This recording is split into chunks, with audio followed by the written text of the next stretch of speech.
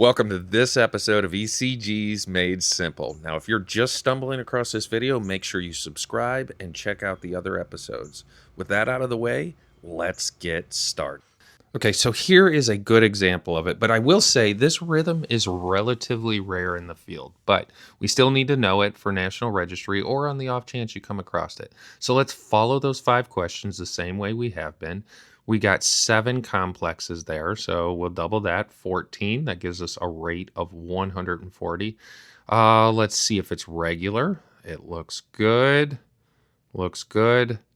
Great. So we'll call that regular. The P waves now. The P waves are all shaped differently. They're certainly not uniform. They are present. They are upright, but every P wave looks different. The same phenomenon that was going on with the PAC is going on in this rhythm. We're just getting impulses from different parts of the heart, but they're all originating in the atria. We're getting atrial contraction with it. They're just producing different shaped P waves. So we're going to say that they are, but they're ununiform. Now, let's go ahead and measure our QRS. We got a QRS 2.5 small blocks again. So that's going to be 0.10. Then let's measure the PRI. We're at 4 blocks again, 0.16. The rate's elevated, right? So that's off. So normal sinus rhythm out the window. Regularity, it is regular. The P waves is the hallmark of this rhythm. The P waves are there, but they're not uniform.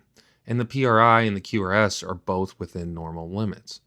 I'm going to go ahead and tell you what it is. This one has kind of a cutesy little name. It's called a wandering pacemaker. And I think that makes sense. The problem with this name is it doesn't include the rate. So normal sinus, you don't really need to include the rate in the description of it. Since the name of this rhythm doesn't give you an indication of the rate, when you document this, it should be a wandering pacemaker at a rate of 140.